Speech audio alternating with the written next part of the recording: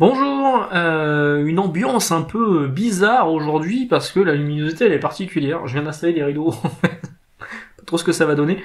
Je tiens à remercier la personne qui m'a conseillé Dolby On. J'essaye cette application aujourd'hui Dolby On. Je pense que le son sera meilleur. On va voir ça. J'espère que l'image sera pas trop dégueulasse, mais en même temps, c'est ma tronche, donc ça vaut ce que ça vaut. Donc suite de la vidéo que vous avez vue sur Stormwatch, dans cette vidéo d'ailleurs j'ai oublié de parler de ceci parce que j'avais parlé de la série Stormwatch chez Semic, mais chez Semic il y a aussi eu ce Semic Book de Stormwatch Team Achilles, dites comme vous voulez, par Mika Wright et Wild Sportacchio. Bon ça m'étonne pas que je l'oublie en fait, parce que c'est pas inoubliable justement. En cherchant mes comics Authority, vu qu'on va parler d'Authority aujourd'hui, je suis retombé là-dessus et j'ai fait ah putain, je l'ai zappé celui-ci.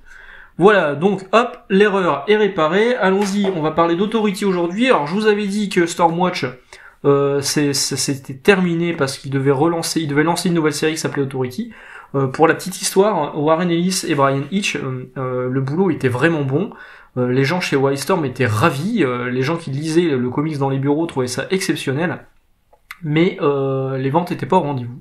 Et Warren Ellis était un peu deg en fait de rendre un travail qui plaisait autant aux gens autour de lui, mais qui ne se vendait pas. Donc il s'est dit, on fait table rase de tout ce qui était Stormwatch et on relance un nouveau numéro 1 avec l'équipe créative d'avant, donc Warren Ellis et Brian Hitch. Brian Hitch qui livre des planches mais magnifiques sur The Authority. Alors là c'était de la VO, vous allez voir que c'est un peu le bordel parce que j'ai de la VO et de la VF mélangées. Donc The Authority, le numéro 1, Brian Hitch et Warren Ellis resteront 12 numéros. Donc vous avez tous les personnages qu'on avait connus à la fin de Stormwatch. Il y a Swift qui est là, la nana avec des ailes. Il y a Doctor, le docteur qui est le Docteur Strange local. Il y a Apollo, Midnighter. Jack Oxmoor, j'avais déjà oublié son nom. The Engineer qui est là. J'en oublie un. Ouais, Jenny Spark et Swift. Voilà, hop, qui est ici. Bah Swift, j'en ai parlé. Donc The Authority, c'est over the top. C'est grandiose. On pète la baraque.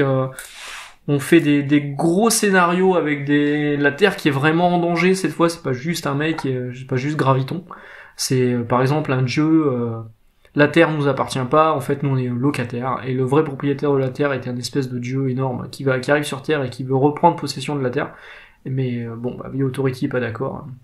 Donc The Authority, en fait avant Stormwatch c'était géré par l'ONU, là ils ne répondent plus à personne, donc du coup ils font un peu ce qu'ils veulent, et c'est vraiment violent, intelligent, et magnifiquement dessiné en plus. Donc le numéro 1 ici.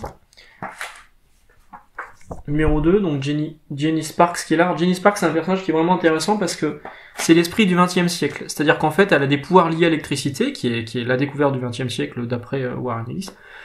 Elle est née le 1er janvier 1900, elle va mourir le 31 décembre 1999, donc elle va vivre un siècle, l'esprit du XXe siècle. Au moment où elle meurt, elle aura une successeuse. Elle aura une gamine qui va lui succéder, qui s'appelle Jenny Quantum, une enfant qui fera l'objet d'autres numéros d'Authority, du volume 2 notamment. Alors, on passe à la VF après, les numéros 3 et 4 américains, je les ai dans cette VF ici.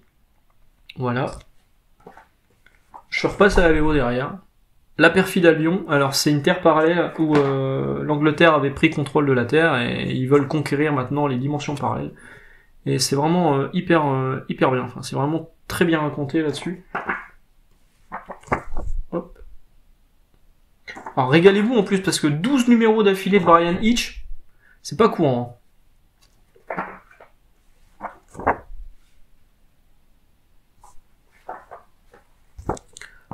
Le numéro 10, et les numéros 11 et 12, en fait j'avais acheté la VF chez Semic, qui est là.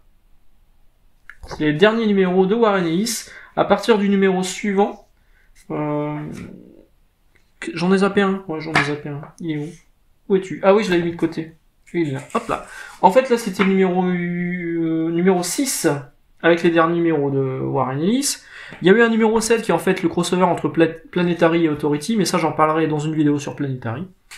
Et le numéro 8, c'est l'arrivée de Mark Millar. Alors Mark Millar, bon maintenant vous le connaissez forcément. Alors Mark Millar, il y a un épisode de Authority par Mark Millar et Frank Whiteley. On se régale les yeux encore une fois. Et à l'intérieur, vous avez un épisode de la mini-série sur Jenny Sparks, qui revient sur ses origines, toujours scénarisé par Millar et dessiné par John McCrea. Alors, Macrea, vous dites comme vous voulez. Vous dites comme vous voulez. Moi je dis John McCrea. Hop. Les faux Avengers vus par Mark Millar, donc Captain America, Iron Man, Hulk, Thor et Giant Man. Ça leur a valu quelques petits problèmes avec Marvel, justement. Il y a eu des épisodes aussi qui ont été retouchés, notamment ceux d'Arthur Adams, parce que c'était trop sexuel, trop violent. Comme c'était la période où DC avait racheté Wildstorm, ils ont voulu mettre un peu le haut là sur la violence, parce que là ils étaient vraiment en roue libre. Hop. Ça c'est le dernier numéro d'Authority en kiosque. Après ça, Semic jette l'éponge. Mais va continuer, donc il y aura ces numéros que vous avez dans ceux-là qui seront réédités dans un volume en Semic Books, et la suite se lira également en Semic Books. Donc c'est les épisodes que vous avez ici. Donc Mark Millar et Whiteley restent du 13 au 22. Ensuite il y a Payer, sur le numéro suivant, Tom Payer et Dustin Nguyen qui seront du 23 au 26, et Mark Millar reviendra avec Arthur Adams afin de clôturer la série. Donc en Semic Books. Tom Payer, je vous l'ai fait voir, donc celui-ci, c'est un épisode feeling qui est pas exceptionnel. Par contre, les derniers épisodes par Arthur Adams, qu'est-ce qu'ils sont bons. Ça, c'est vraiment très très bien. Alors, ce premier volume, c'est la fin du premier volume, par Ellis et Millar. Vous les retrouvez, ils sont disponibles maintenant chez Urban en 2 grosses intégrales. Je vous recommande fortement de les lire, tout comme je vous avais recommandé de lire les Stormwatch. C'est vraiment très bon. Il y a eu aussi des éditions chez Panini, ou Panini avait peut-être zappé ceux-là, vu que Sonic les avait sortis, ouais sans doute. Panini, ils avaient fait Authority Revolution qui est le volume 3. Donc le volume 2, je crois qu'il est inédit en VF. Alors à la base, le volume 2, il devait être scénarisé par Brian Azzarello et ça devait être Glenn Fabry au dessin. Ça a été annulé, ça avait été annoncé comme ça a été annulé. Finalement, c'est Robbie Morrison et Dwayne Turner qui prendront la suite. Donc sur ce Authority volume 2. Donc ça c'est le numéro 0. Numéro 1, je vais aller assez vite parce qu'il y en a quand même une paire. Il y en a 14 de Robbie Morrison. Dwayne Turner, c'est sympa, mais c'est pas aussi détaillé que Brian Hitch et Frank Whiteley. Et au scénario, Morrison, bon, sans plus. Franchement, c'est le moins bon volume de Authority. Vous voyez là, on pousse le trash en faisant des persos SM. Alors pour info aussi, Swift, elle couchait avec Grunge de Jane 13, Grunge qui a quand même censé avoir 16 ou 17 ans. Alors qu'elle est bien plus âgée.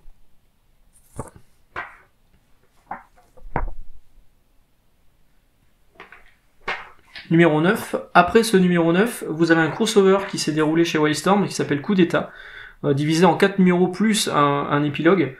Donc Coup d'État, le numéro 1 est scénarisé par Brubaker et dessiné par Jim Lee, ça se voit.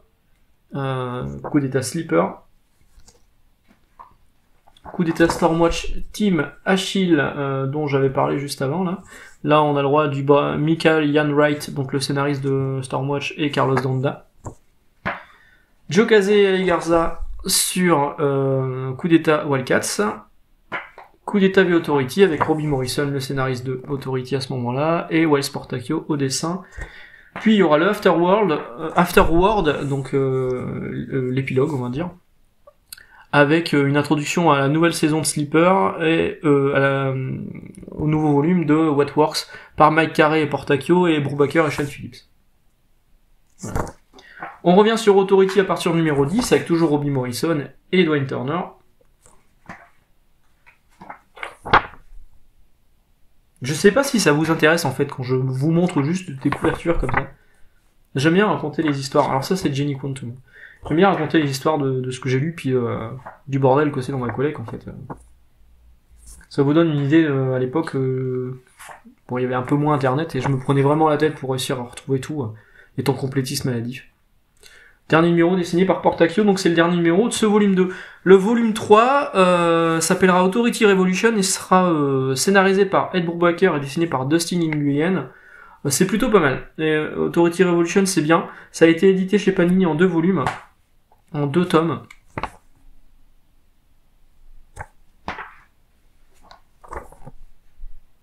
J'avais bien aimé celui-ci. C'était encore l'époque où tous les mois je me rendais religieusement dans mon comic shop local. Donc ça devait être Astro City déjà à l'époque. Hein. Avant ça, il y avait Dangereuse Vision sur l'île. Et où j'avais mon paquet de floppy, comme on appelait ça. J'aime beaucoup cette couverture où on voit Jenny Sparks dans le reflet de Jenny Quantum.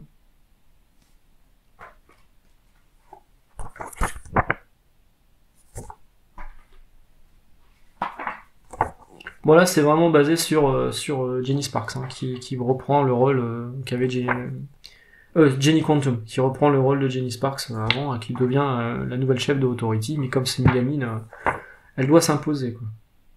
D'ailleurs ses pères adoptifs, c'est le couple emblématique de Authority, c'est Midnighter et je me souviens jamais, c'est Apollo je crois. Je vais vérifier parce que j'ai horreur quand je dis une connerie. Apollo. Je dis pas de conneries en fait. Donc ça c'est la fin d'Authority Revolution. Ensuite, le volume 3 devait être... Donc ça c'était le volume 3. Ouais, volume 3. Le nouveau volume, la suite, on relance Authority au numéro 1. Ça devait être scénarisé par Grant Morrison et dessiné par Gene A. Alors je sais pas comment vous le prononcez, si c'est Gene A, Gene A, vous dites comme vous voulez, moi je dis Gene A. Alors c'est marrant parce que Gene A, je l'ai croisé, j'ai souvenir de l'avoir vu en face de moi. Je lui ai fait dédicacer 2 comics, les deux Authority sur lesquels il a travaillé. Mais alors je ne me souviens pas à quelle occasion, je ne sais plus où, je ne sais plus quand. Bon, ça doit être dans la période 2006, hein, 2006-2007. Hein.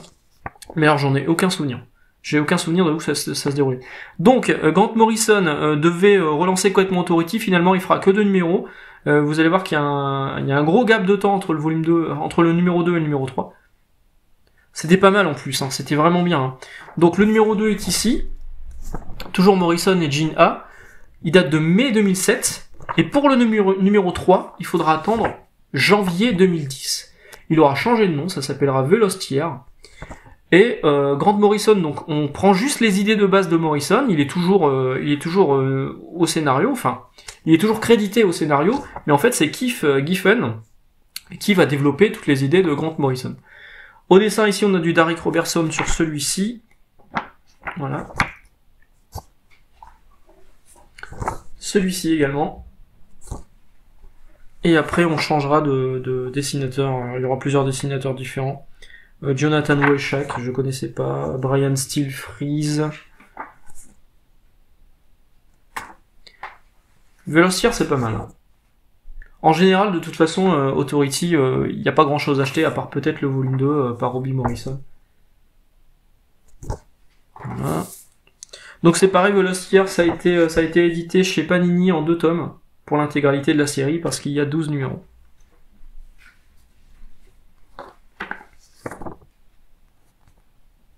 On reconnaît les personnages de Wildcats. Et de Jane 13 d'ailleurs. C'est Grunch, hein? Ouais, c'est Grunch.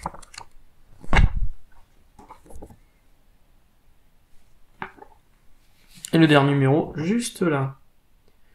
Alors, entre deux, parce que vous avez vu qu'il y avait quand même une paire d'années entre le numéro 2 et le numéro 3, il fallait quand même sortir des Authority, et comme Morrison n'était pas... alors je sais pas si c'est vraiment lui responsable, mais a priori c'était lui.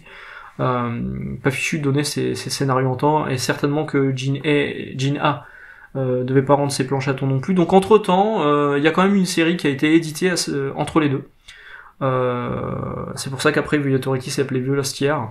C'est Authority Prime. Alors au scénario on a le droit à Christos Gage et au dessin Darick Robertson, donc sur les 6 numéros de cette mini-série qui est vraiment très très bien. Avec le retour de Weatherman, donc l'espèce de Charles Xavier dont je vous avais parlé dans la vidéo d'hier.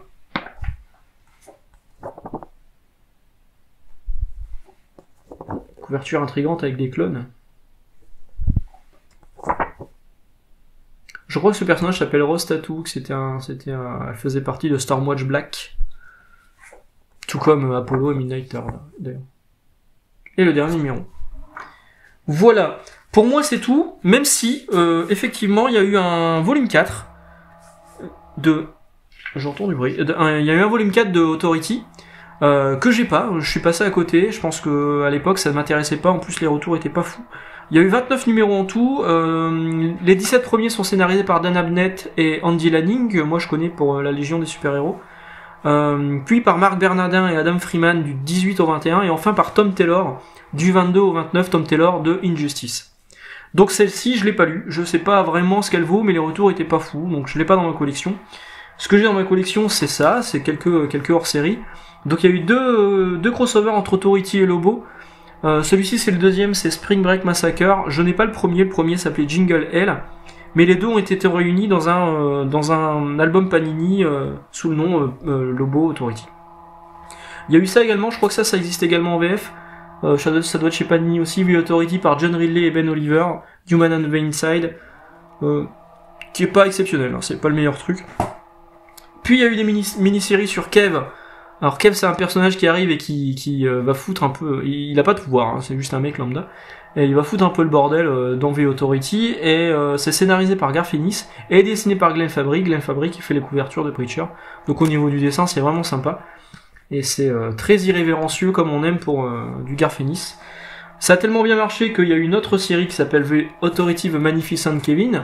Donc toujours Garth Ennis mais cette fois au dessin c'est Carlos Ezquerra. Et pareil pour le dernier volume, A Man Called Kev. Donc là on fait plus référence à Authority. Garth Ennis et Carlos Ezquerra. Ces numéros-là, ils existent également en VF chez Panini. Hop, une mini-série Midnighter qui est là, inédite en VF, il me semble, scénarisée par Ennis et dessinée par Chris Sprouse, donc le Chris Sprouse de Tom Strong. Très bonne mini-série, j'avais beaucoup aimé. Et un crossover entre Grifter et Midnighter, que j'avais trouvé vraiment bien, avec Chuck Dixon et Ryan Benjamin au dessin. Ryan Benjamin qui a un trait qui rappelle parfois Jim Lee. D'ailleurs, la couverture arrière, ça doit être du Jim Lee. Non, c'est du Benjamin. Ouais, hop. Voilà, ça c'est pareil, c'est inédit en VF. Voilà, c'est tout pour aujourd'hui pour Authority. Encore une fois, je vous recommande fortement la lecture de Stormwatch, donc en VF chez Urban. Ça s'appelle Authority les années Stormwatch en 2 volumes, et après il y a 2 volumes également pour les Authority de Ennis et Millard qui sont clairement les meilleurs. Les autres sont sympas, notamment la période Grant Morrison, Keith Giffen et la période Christos Gage. Mais bon, la meilleure partie c'est vraiment le volume 1 par Ennis et Millard qui sont disponibles chez Urban Comics. Voilà, sur ce, je vais vous laisser. La semaine prochaine, je vous ferai certainement une vidéo sur Planetary. Et puis demain, je pense que ce sera une vidéo sur le Batman Day, vu que nous serons le samedi 19, et ce sera le Batman Day. Voilà, je vous souhaite une bonne journée, j'espère que le son a été bon. Et encore une fois, merci à la personne qui m'avait recommandé Dolby On. A priori, ça a l'air d'être une plutôt bonne application. Voilà, ciao, et bonne journée, à demain.